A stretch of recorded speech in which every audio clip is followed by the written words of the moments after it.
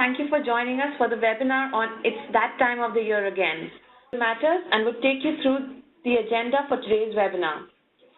Since it's the performance review time of the year, in this webinar you will get to know on how you can drive meaningful discussions during this year's review. This webinar will also uncover few industry realities on some best practices and how the design focuses on helping managers have a holistic dialogue covering past performance, career development, and building readiness for future roles, which essentially builds engagement and productivity within the organization. We have the privilege of having with us Rahul Shah, Head Learning Solution Group, DDI India. Rahul leads the Leadership and Development Solution Delivery at DDI India. In over 7.5 years with DDI, he carries more than 400 days of experience in facilitating and delivering workshops across industries such as FMCG, BFSI, pharmaceuticals, telecom, IT, ITs, and manufacturing. Rahul has also worked with executives from diverse cultures and successfully executed global client deliveries in countries such as Sri Lanka, Philippines, Vietnam, and UAE apart from India. Our partner for today's webinar for helping us make this program possible is DDI India and a research partner, Conference Board. Development Dimensions International is one of the top talent management consultancies. DDI helps companies transform the way they hire, promote, and develop their leaders and workforce. Their clients are Fortune 500 and multinationals doing business across a vast array of industries from Berlin to Bangalore and everywhere in between. They serve clients from 42 DDI-owned or closely affiliated offices. We have saved time for you to ask your questions at the end of the webinar. For those watching the live webinar, you can submit questions at any time during the presentation through the question and answer section. We will try to respond to as many questions as time allows. We have a full exciting agenda for the webinar today, so without any further delay, I'm going to hand over the webinar microphone to Rahul. Over to you, Rahul. Thanks a lot, Purva, and good morning, all of you, and welcome to the session. And thank you for taking this time out. As Purva mentioned, this is the time of the year. I'm sure most of the HR people will be extremely busy in getting things done. And I think, in my experience, I believe that this is the time of the year where everyone is in their best possible behavior as well. I keep telling that number of good mornings certainly increases in the last quarter, and everyone wants to ensure that they make the most of this last quarter and they don't mess up in any form, because the recency effect, or the bias, if I may call, has a huge implication on their performance appraisal as well. So how do we therefore, make it not just an event-based conversation? How do we ensure that, people don't really wait for the end of the year to really communicate and qualify as to what they have done? It just doesn't become a mere document which one needs to fill at the end of the year, and the rating one needs to get out of that. So that's precisely what we will talk about today in our conversation. And in our today's webinar, what I'll try to do is I will share some of the information from the research finding of DDI's Global Leadership Forecast, which is a well-renowned research which we do across 13,000 leaders in more than 44 countries across the world. So we'll pick some elements from there. And also I'm going to review the latest research from Brandon Hall's groups, and that particularly talks about performance management. So what I wanted to ensure is all this conversation which we'll have, the best practices, the data, experiences, do reflect on how it is useful for us and for you in your organization.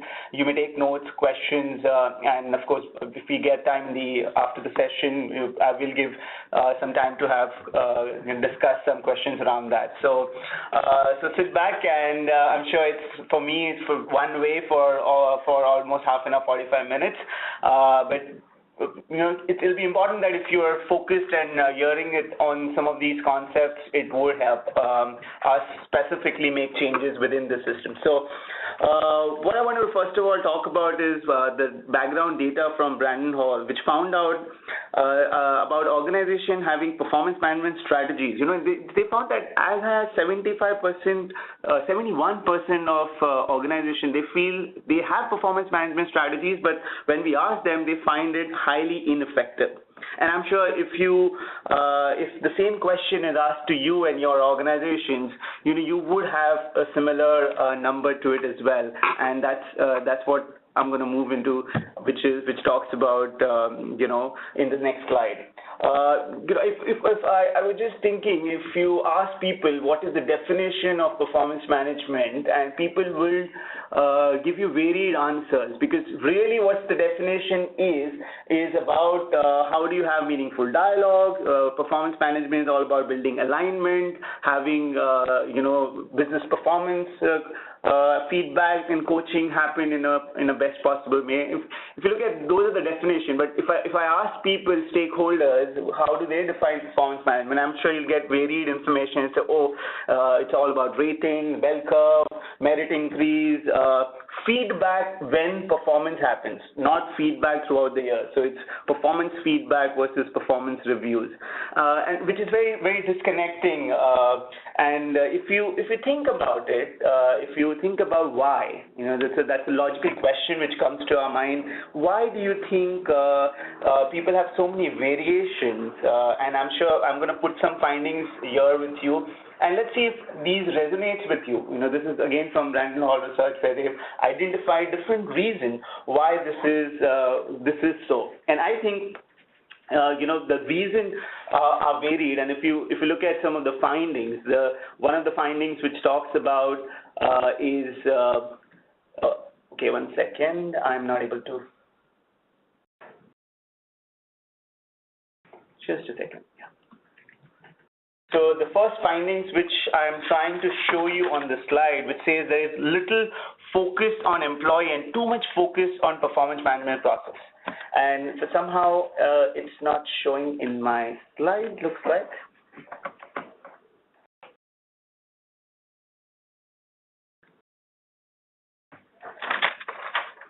Okay, so that's not a problem. So that statement I'll read out to you, somehow it's not showing on the slide.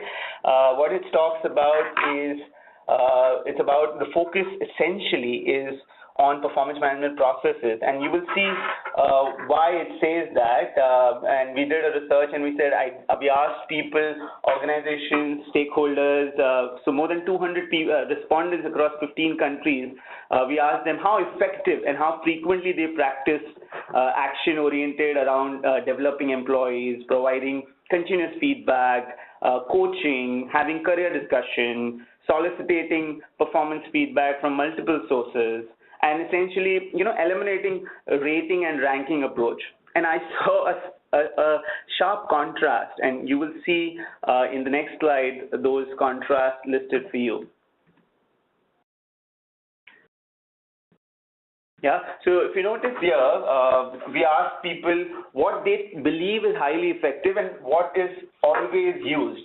And you would see clearly mentioned here, highly effective, always used is annual performance discussion, but highly effective is all around here, and very, very few people uses that. So it's highly effective is 41% in the moment.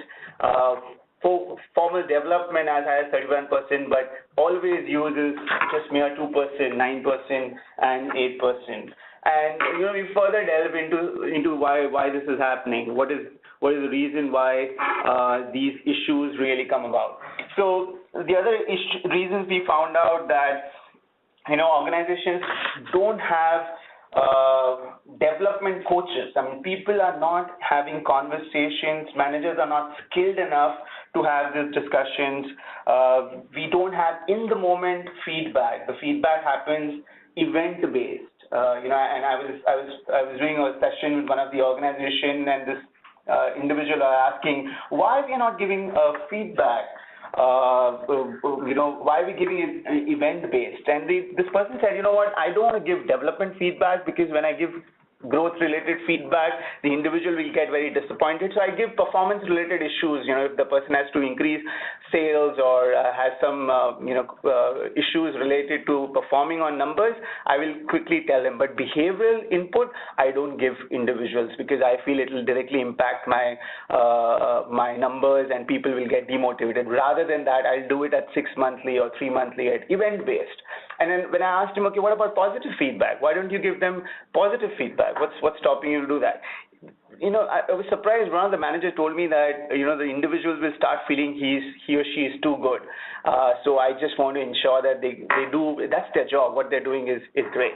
So, this is the fact and this is the truth where organizations and managers, don't believe in giving those feedback, or they don't have time to give those feedback. And we have also seen the same thing coming in the research as well.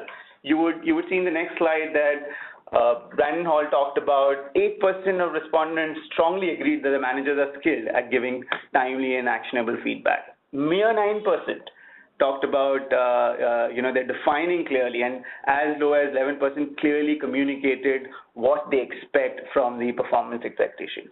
And hold yourself if you find this less. I'm going to show you another study from DDI Global Leadership Forecast, where we asked the similar question, where it said, are leaders very effective in interactions, and do they struggle in interactions? And this is what the research talked about. And that's also very interesting if you look at some of the numbers which are featuring here. And I feel the numbers are not showing. Okay, so the numbers are not showing here for some reason. I can see it on my slide, but I can't show it to you. So maybe I will send that to you. But what is showing is actually 2%, which I wanted to show you.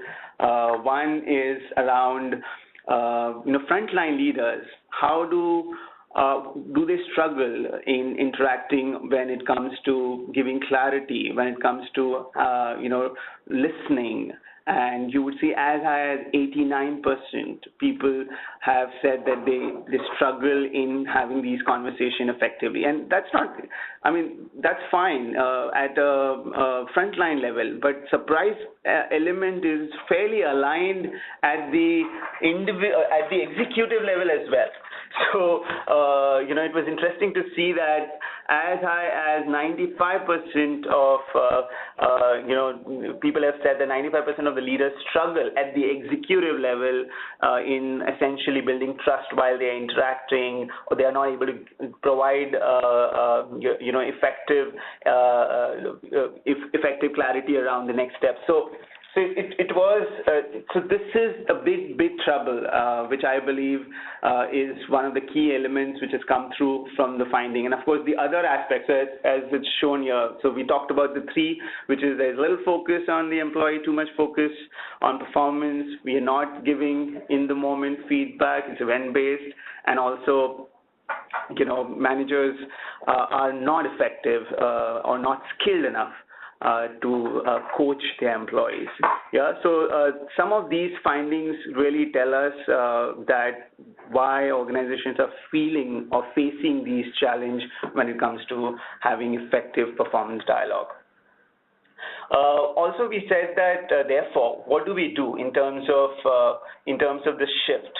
What can we do to make that happen? So I'll just check if it's showing. Sure. Somebody just did something. 1 second, if it's not showing. Okay.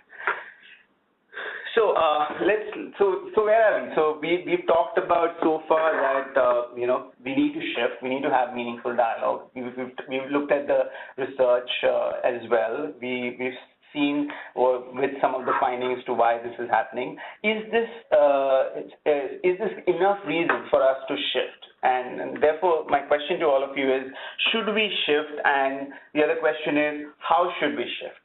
So what is the big reason why we should shift. And that's one of the key clicker. And I just wanted to highlight another research with you, where in conference board CEO challenges, which conference board runs, more than 1,000 respondents indicated, and they shared that one of the top most challenge for CEOs is managing human capital. That becomes the top, and followed by, of course, customer relationship, which is the key element, which is becoming very important from the last 2 years. Interestingly, we asked them a further question. We asked them that when you have to address those human capital strategies, what are the challenges they face? And this is what they listed them. These are the top 10 challenges, which is the CEO's list. And take a moment to read that and think about it for yourself. This is what the CEOs across the world are driving and thinking and worrying about. And what resonates to me clearly is there are a lot of elements around leadership. And if you notice, it talks about training, improving leadership development programs, having effective senior management teams, having effective frontline succession planning for current and future.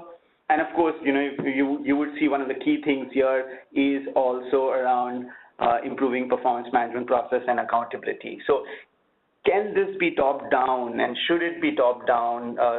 Should the individuals across from the top to down should be accountable and manage this, drive this agenda around effective performance management? And really, this is the time of the year when we're saying it's a shift, because we also did another study which says the times have changed. The number of skills, top 5 past critical skills which are very important at a leader level were the following. And when we recently did a study and we said what is changing.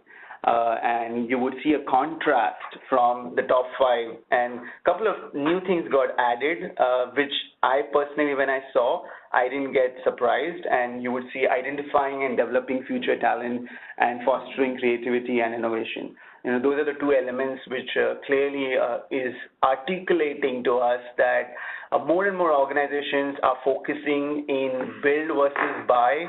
And what I mean by build versus buy is, how do you build talent from within? And if you have to build talent from within, is your manager capable enough to identify those talent effectively? And if they are capable enough, are they promoting the right talent? Are you building readiness within the organization? Those are the questions really one needs to ask in our own organization, and see that are we ready for the shift to happen, and what does that therefore mean when it comes to what needs to change. If we have to, where should we begin? What should we make shifts from? And if this is the ask from the business, if this is what the employees are feeling, managers not equipped, what can we, the HR professionals, do and help so that business functions as usual and you're ahead of curve in this intervention. So what we looked at is clearly therefore, and I call clear shift from performance management to performance coaching. I think that's the clear shift which I am trying to see, and in that shift,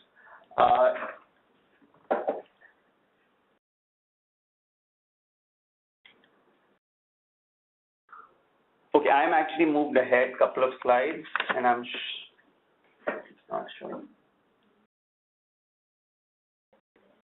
Okay, Ritu, are you online? I think I'm showing some other slide on my computer, and I see there's some other slides which are showing here. So I think it's not moving. Slides are not moving. Hi, Rahul. So can you just check the slides are not moving at my end? Do you want to take over at your end? Now it's moved. Is it moving? No, it's not moving on in the other screen, which I'm just testing. Don't worry, Rahul. We'll move it from our end. Okay. So should you want to? Yeah. So I think trying to. I'm at the slide where times have changed. That's the slide which I'm at. Sure.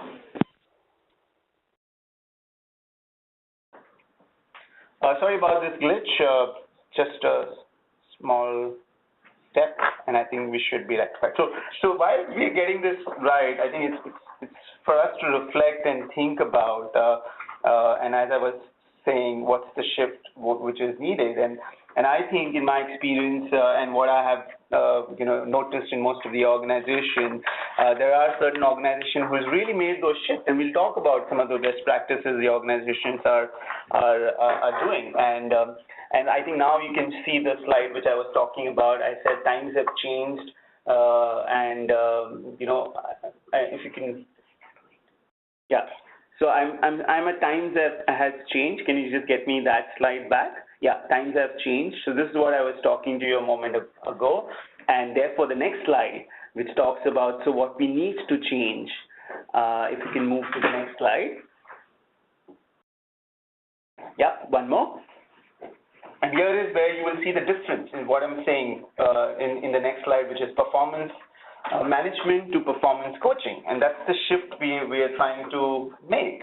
And what does that shift coach say? That, are you moving from process to focusing on individual? Are you moving from just focusing on compliance where people fill documents? And if I may request Ritu to move to the next slide. And of course, not focusing just on the outcomes, but ensuring that you have engagement in your conversation.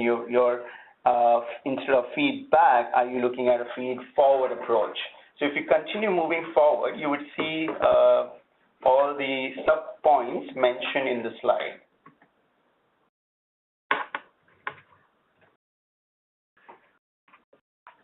Okay, this is exactly what I was looking for. Thank you. So these are some of the things I was talking from the shift point of view. So, and think for a moment and see if it resonates with you. When I was doing this and when I experienced this is so important, and we are so left-hand side focused. If you stay on that slide, please. If you're so left-hand side focused, and if you see how do we make that shift happen? And we are not the only, we're not the ones. There are organizations who have already made those shifts. And I wanted to take a moment to share with you some of the examples of what they have done and how they have done to make that shift happen. So if you go to the next slide, please. Yes, thank you. So some of the organization I thought I would pick up for this discussion was these following, and I'm sure you would have heard of these organizations, and you would have heard that they are the ones who are making these shifts happen. And interestingly, when I was reading an article in Forbes about Motorola, and Shireen, who is the director that time, she said that they wanted to actually move away from rating and ranking method to a newer performance management process where conversations becomes the heart of it. And she said, how do I do that? And she moved around in peer organization, and she found not even one organization actually doing it. So she found it very hard, but she was very confident, and the CEO was confident that we have to make the shift happen. And you'll be happy to know that they actually made that shift happen. Very, very interestingly, Motorola has been a success story in terms of making those shift happen, where they pulled the plug on just the checkbox of employee rating after the CEO Greg Brown and human resource boss Shelley Carlin found themselves. They feel the individuals who agonized over being labeled as valued performers rather than excellent and outstanding. And she quoted herself that people have two questions in their mind. What do you think of me, and how you pay me are the most important things the employee has in their mind. So how do you make that distinct? And what do you think of me is an ongoing process, and how do you dealing the pay for performance bit is what they try to make that attempt. And that was not the only organization. Cisco did it. Microsoft, who is known for being a very high-profile organization from the post-ranking point of view, they shifted in 2013 where they took an important stand by eliminating the practice of jamming literally employee into their bell curve, if I may say. Microsoft's new approach in performance management promises not only to optimize individual performance, but to build teamwork as well. So that's the shift they did it. Adobe, you would have heard of. Here there's a clear business case as well. When I was reading this article on how Adobe went about doing it, and you'll see all these names fairly known, and people have written a lot around that. They abolished the stack ranking system, and they use something called as check-ins. Check-ins means the system of having culture of collaboration where they dump the ranking process and they train their employees, the employer, the manager, and the team member. How do you have effective dialogue within the year of a conversation? So those are the few things which I thought would be relevant. In fact, Adobe stock rose 68% as an impact because they used to lose a lot of people, especially during the month of February and March. And I'm sure you know most of the research says the maximum recruitment happens in the month of April to July onwards because people start looking out. So that's what's happening in the global world, and I thought it would be very important to talk about what's happening in India as well. So I thought I will share that also with you because we in DDI has an experience of not just working with various organizations globally, but particularly in India, in the recent past, I've seen a lot of Indian organizations joining the bandwagon. I've worked with a large telecom company. Recently, I'm currently working with a chemical organization. We did a couple of sessions a few months back with a large conglomerate. And so a lot of these organizations, what they're doing, what's common in them is they are realizing the importance of performance conversation, and they're saying, okay, how do we equip our senior management team so that it gets cascaded across the organization, and people move away from having this as a one-time event to ensuring that this becomes a throughout performance cycle. So, I think in my recent experience from this company, I think there is an intent out there. Because recently Burson Associates also shared a research where they said 70% of the worldwide organization in 2014 are reworking on their performance management processes. So, there is an intent. But as they say, it takes village to raise a child. I'm sure, we are in the right direction. But there are certain steps which one needs to take. So what are those steps? What are the simple, quick wins? We're saying, can it be done in one go, or should you do it in phases? What is the low-hanging fruit which one could look at? Because we're not recommending today in this webinar, all right, go ahead and at this time of the year change the entire performance management system. That's not the intent of this conversation. The intent is, therefore, what do we do which is a low-hanging fruit, and how do we go about it? So what I'm going to do in the second part of this webinar is essentially paint the picture of what we did and how we did it, and what are some of the experiences we had while we were doing this in making things happen. Yeah, so I think the clear shift, and the first shift is, and which is the easiest and also the most difficult one, but if you start, it'll begin orienting people manager to be talent manager. I think that's the first shift because people managers' roles have broadened. It's not just about filling those forms. It's just really more than that. And we believe that their role, if we move to the next slide, talks about having a holistic talent view, and that holistic talent view it encompasses various elements. It talks about, is the people manager understands the past performance, not just from the data point of view, but also from the behavior point of view. What does he do with the behaviors on the job? Does he or she links this to development? Is this person able to identify strength and development of the individual or the growth area?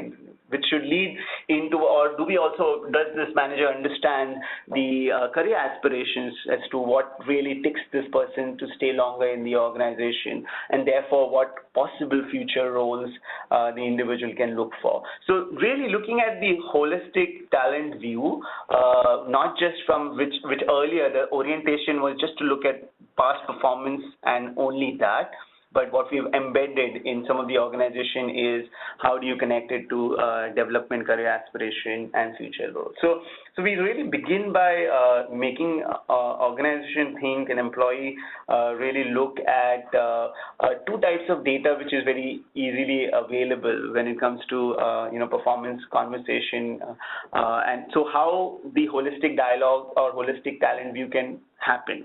So at DDI, what we say is you need to have a holistic view of the role to get to that understanding of the individual.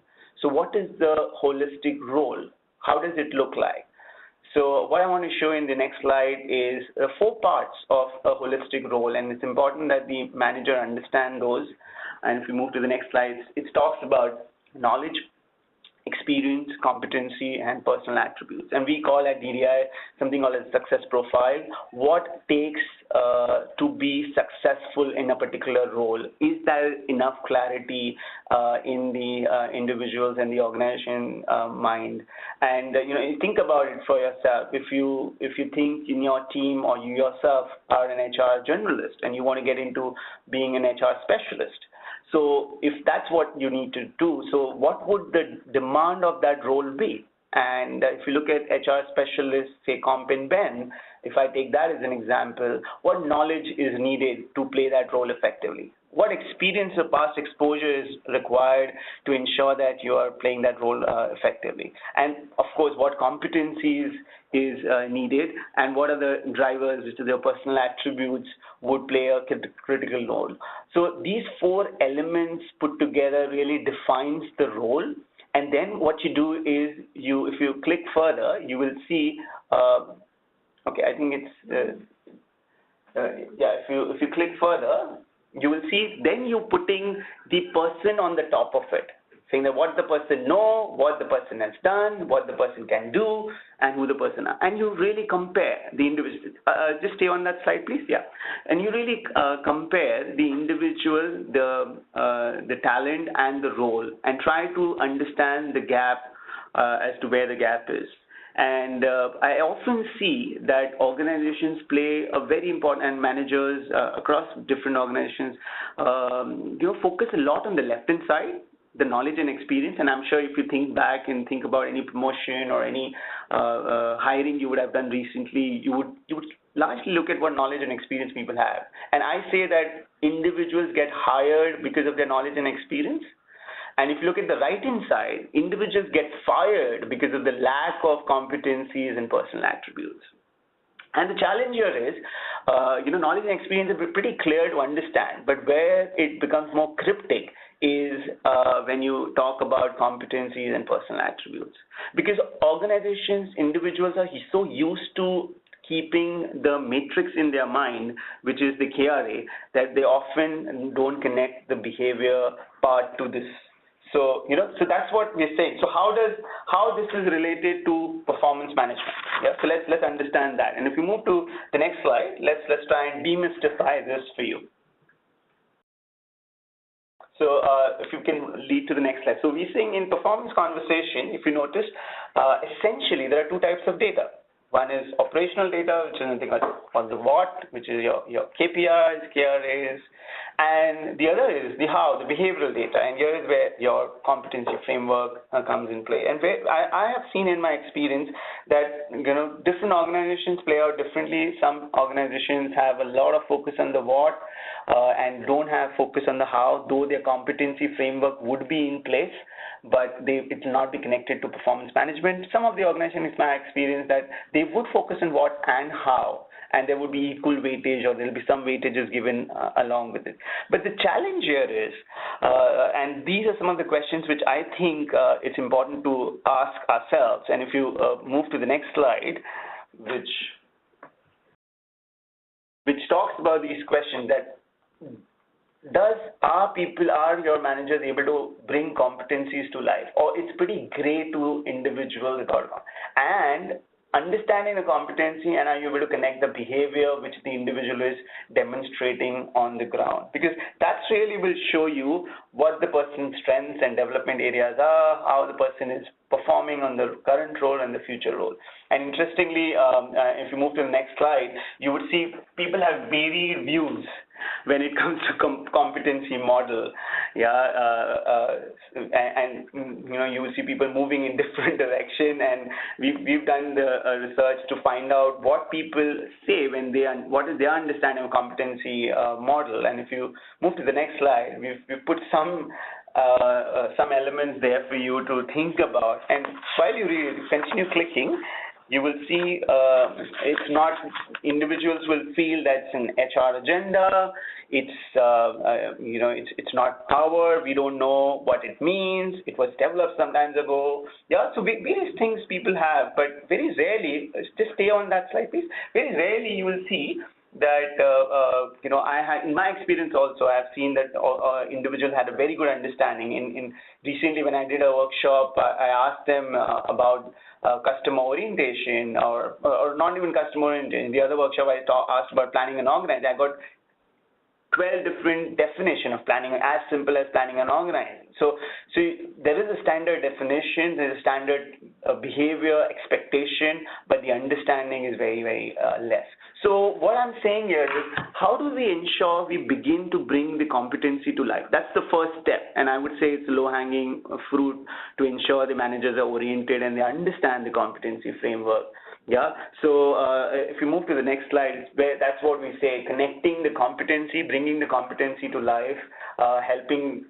There are lots of workshops. A lot of organizations are doing interventions where they're making competency very simple, because I have seen organizations spend a lot of time creating and installing them, but socializing is where the biggest challenge happens. And if you're able to socialize that effectively through specific interventions, I think it becomes much easier and simplify in the manager's language. I think that's very, very critical. So what we're saying is, that competency, if you clearly bring them to life, that's one part, and you can do through this intervention. And if you click further, we also saying, therefore, once people understand the competencies, the next part is then to make them understand how to understand the behaviors on the ground, and really connect those two.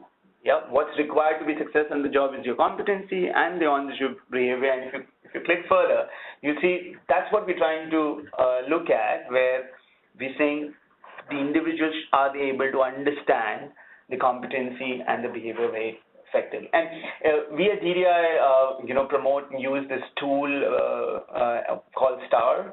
And I thought I'll just talk about it for a moment here in the next slide, where we're saying, how do you make the behavior come alive and connected to competency, is simply using this acronym called STAR. And I'm not sure if some of you have already used it, but I find it very profound and very powerful tool, which we launched it in 1970 when we talked about STAR as a concept in a competency-based interviewing process.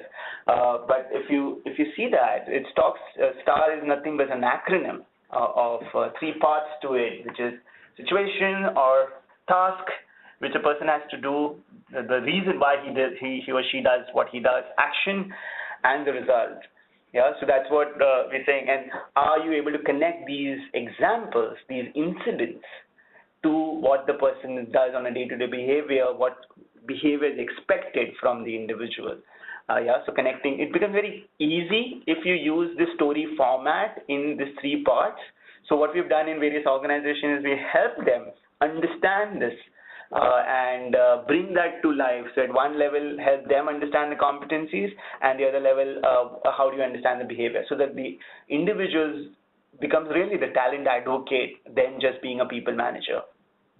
And then really, if you have that clarity, then you have to feed it back to the to your teams through having effective, meaningful dialogue, and that's what we're saying. And and using these concepts, connecting the dots, helping the individual on an ongoing basis, telling them, hey, this is what you did was effective, and that talks about customer orientation.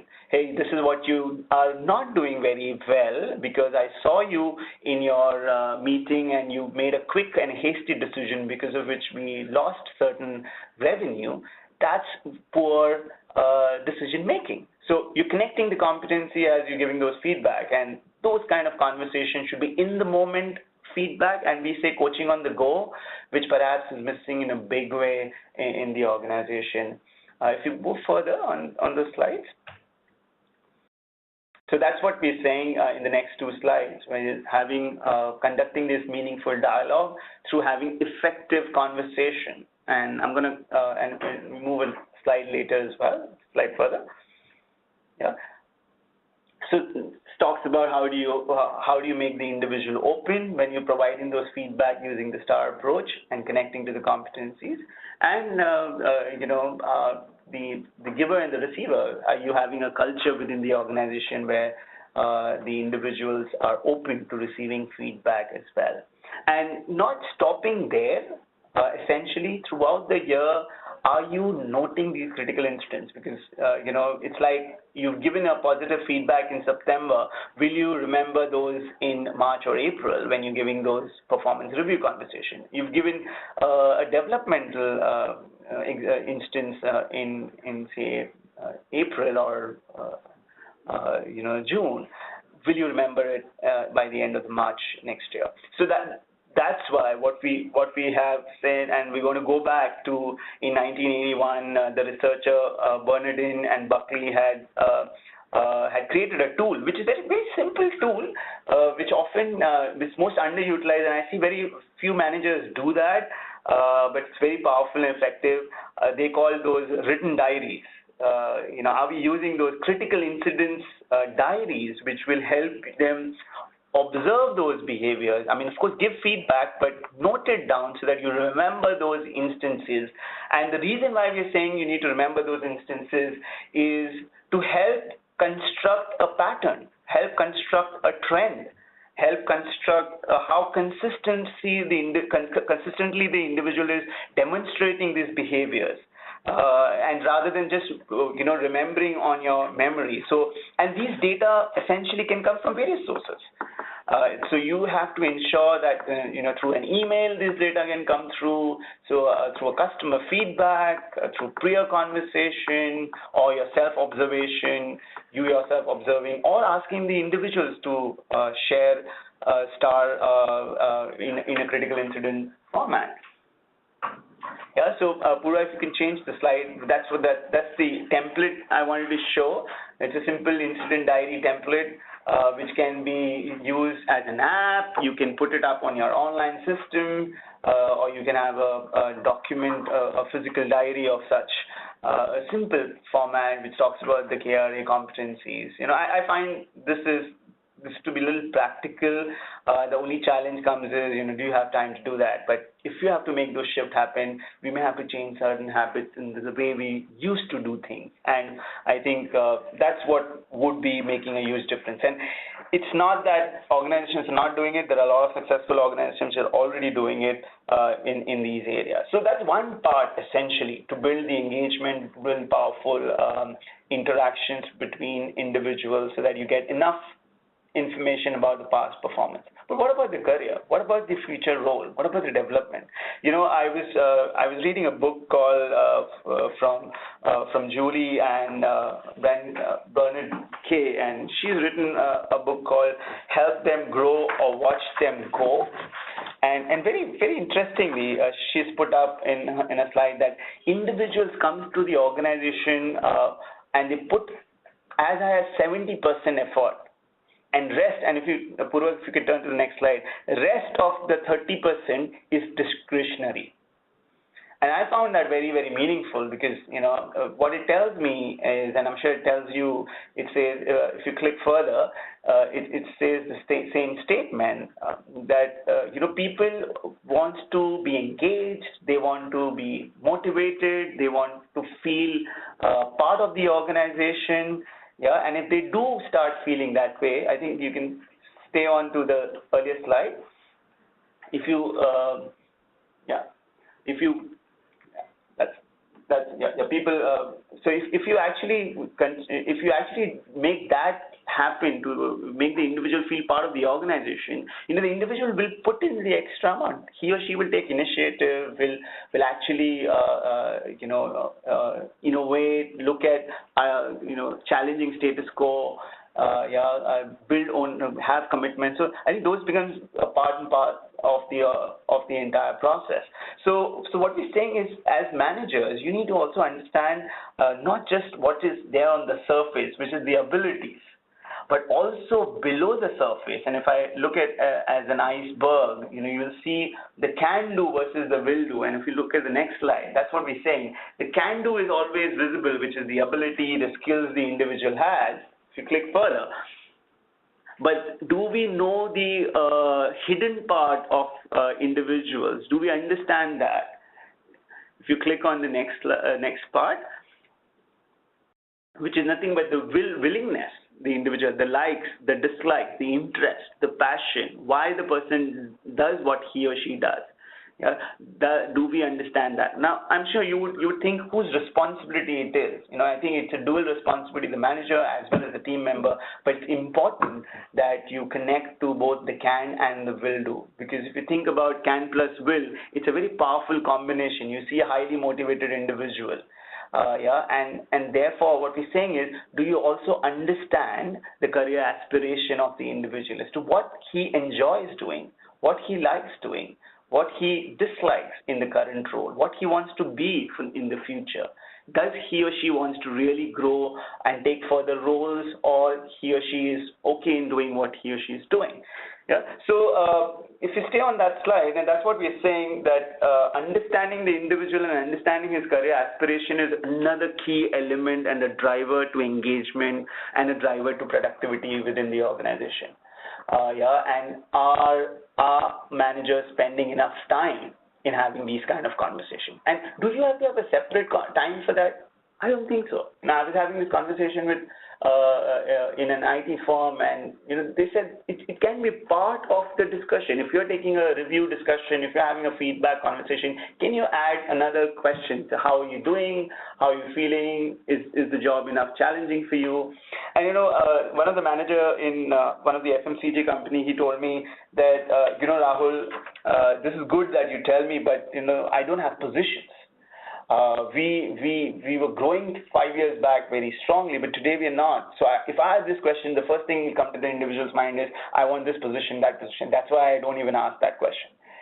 And that's where the challenge is. And our managers looking at having this conversation, so who comes first, person or the position? I often say that.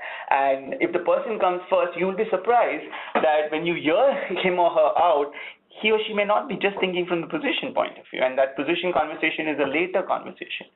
Are you making them really think of career not just as a ladder? Think about it. Career often is looked as a vertical path, but look at career as climbing a mountain.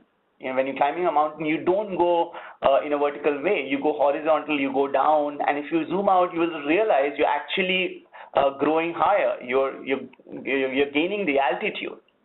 And that's what is expected, and that's what the manager's role is, to give exposures, give experiences, and that's in line with the career aspirations of the individual. And that's what the next two slides talks about, that, do our managers understand the can do, will do? Are they looking at career as vertical approach? Are they also thinking creatively and horizontally, or realignment? So those are a few things. Purva, if you move ahead, is what we're trying to show in a couple of slides next.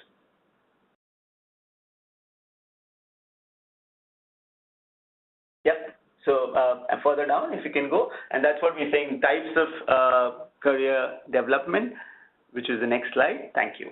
Yeah. So it's not just about promotion. It's not just about job enrichment. It's various, and you would see within your organization also people have moved creatively, and today more and more organizations are talking how are you creatively gaining exposures, and it's not just about designation. So are you equipping your managers with these skills? And it's not difficult.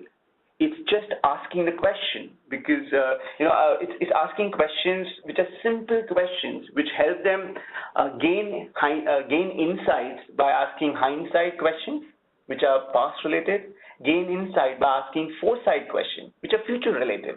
For example, one of the examples comes to my mind is one of the managers, very creatively, he told me that he looks for cues when you're having a conversation. And I asked him how. He gave me an example. He said one of the conversation he had with his recent employee, they were making a presentation, and the employee made the presentation, and the presentation went very well. The manager asked him, so how did you find the presentation? He said, I think it went well, but I had to really lose my sleep over it. So the manager asked him a couple of questions. He said, why do you have to lose your sleep over it? And he said, I was feeling a little scared of the senior stakeholders. He said, all right, okay, what makes you scared about the senior stakeholders? What you think you did well? First he asked him that. He said, what I did well was I had full data with me, and the manager added, that's exactly your strength. Data analysis is your strength. What areas really made you feel not comfortable? He said, the practice, I was not able to. So how can we make this an ongoing thing? Because in our current organization and the future strategic intervention, we will have to make such presentation more often. What support I can give you? So simple 2 or 3 questions he asked him, which helped him lead towards, is this a career conversation? Absolutely. This is a career conversation. It's not a big sit-down discussion where you're saying where you want to be 3 years, 5 years from down the line. That's one-off. But on a day-to-day basis, can you pick these cues up? And if you move to next slide, track them. And these may come from various sources. Purva, if we can move to the next slide. Yeah, it can come from through discussions. It can come through by somebody telling you about some positive thing which the individual has done. Those are the few things which I thought would be very, very important. So these are the way you can track it. Track the stars, which for behaviors, and also have track the career aspirations. Yeah. So having said that, and I know we are closer to our just have a couple more points to mention. You're coming closer to the end of the year review, and this is what it is today. And if you've done this on an ongoing basis, and if you look at the next slide, it'll be easier for you to have a performance review conversation. So what we're saying is, if you notice in this one side, it's the leader, and the other side is the direct report. Both has a responsibility. The leader's responsibility is to coach and give feedback and track them. Direct report's responsibility is perform on the job as well as receive feedback, give feedback, and track them. It's both a responsibility. And then you have a conversation at the end. If you've done this, if you've ongoingly given feedback, you've ongoingly had discussions both related to career aspirations and your past performance, and if you move to the next slide, the conversations will become very easier when you come to end of the year discussion. Because in the end of the year discussion, Purva, can I request you to move to the next slide? In the end of the year discussion, you would see that you would have the holistic dialogue, which will have all the 4 parts.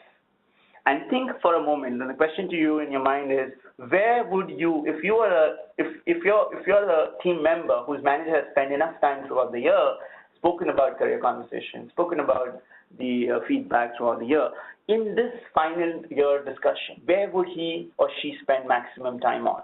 Will it be on past performance? Will it be on career, development, future? And I'm going to leave that question to you in your mind, and I'm sure I know what the answer is, and I'm sure you know the answer is.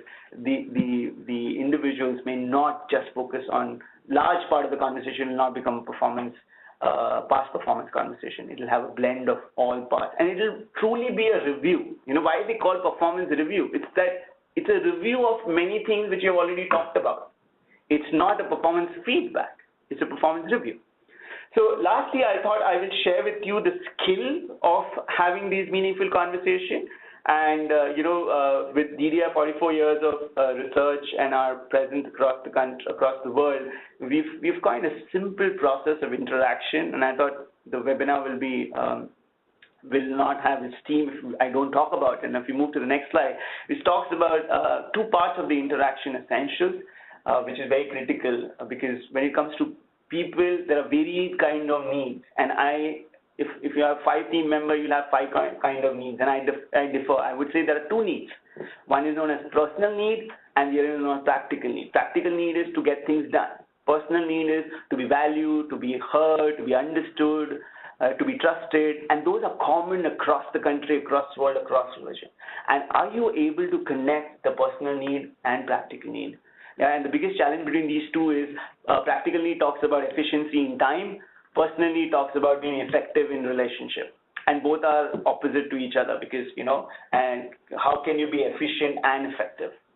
And that's very challenging. So what we're saying here is a simple 5-step process, and if you click further, you'll see the heart of the wheel, which is nothing but the key principle. Purva, can you click that? The heart of the wheel, which is the 5 key principles which we talk about, which connects to the personal needs. Are you able to maintain or enhance self-esteem? Are you able to listen and empathize? Are you able to involve, ask for help and encourage involvement, share thoughts, share feelings, share rational, provide support without removing responsibility? These 5 key principles become the keys to the heart, and connecting to the 5 steps which are laid down on the top, which are nothing but a logical path of having conversation. Open, which talks about starting by giving your agenda, clarifying what the individual has to do, what the individual has done, seek and share issues, concerns, brainstorming ideas, having a clear action plan, and then highlighting the close. Now, sometimes you may see at the agree stage another line which says if the person is not clear what he or she needs to do, you may want to come back to clarify. So this model is fairly, very effective, and I personally have seen work very well. Very simple concept, but powerful. So in summary, so what are we saying? If we move to the next slide. So we think some of the actions point for you, and if I have to summarize what we said, Purva, if we move to the next slide.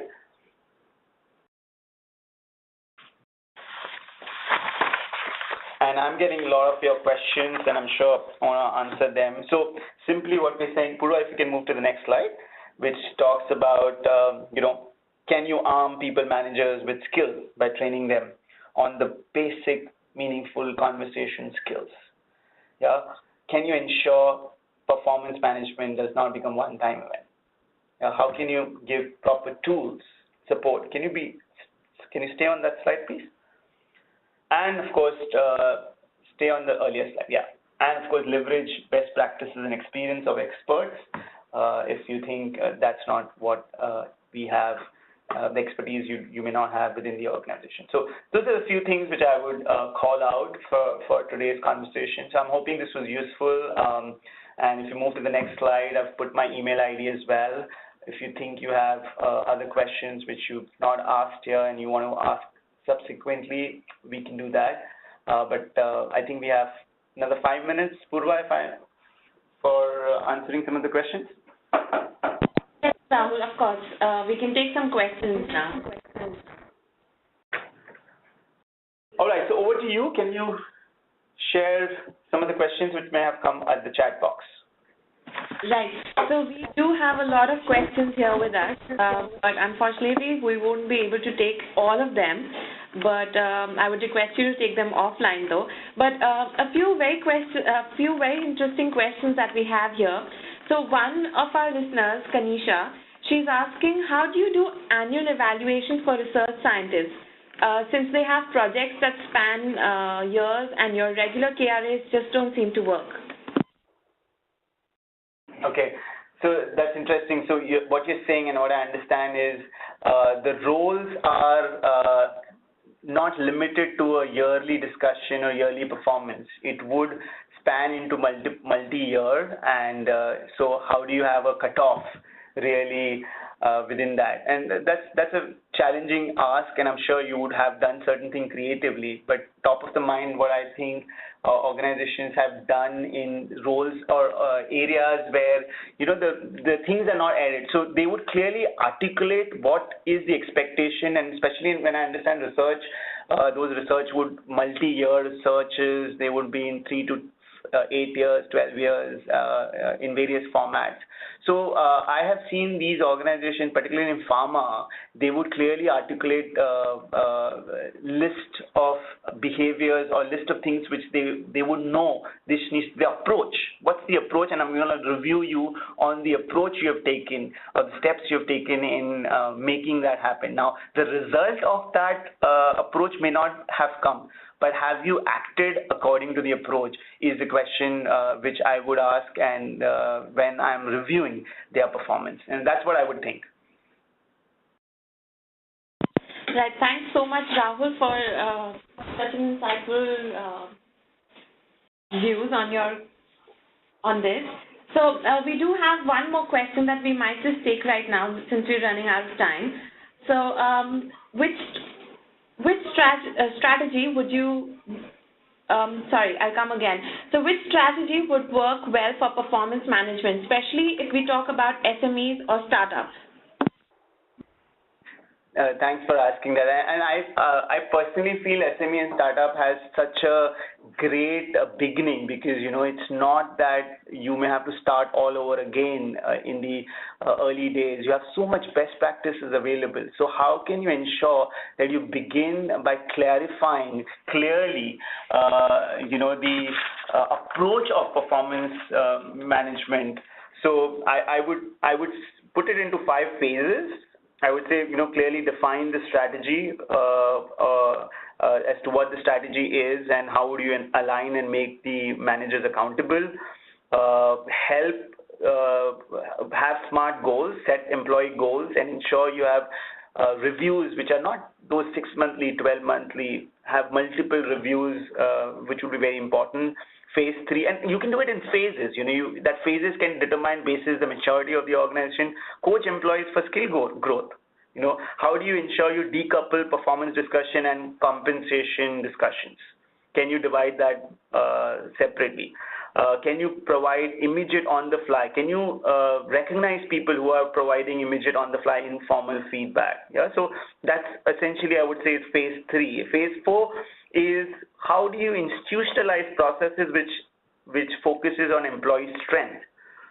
So, creating individual development plans, helping organization craft that, clearly articulating, and really focusing on the strength rather than the growth area, because that's a quick win. And reinforcing as a senior stakeholders, optimizing performance continuously, because that should be your agenda as if you're driving or if you're the key stakeholders on the right at the top to make people and make organization accountable. If it is not top down, I think these phases will just be nice things in the books. That's what I feel. So I hope this helps. Absolutely, Rahul. Thanks so much. We have a lot of questions here, but since we're running out of time, we will take them offline. So with this question and answer session, we are going to wrap up today's webinar. Once again, we would like to thank today's webinar partner, DDI India, and our research partner, Conference Board.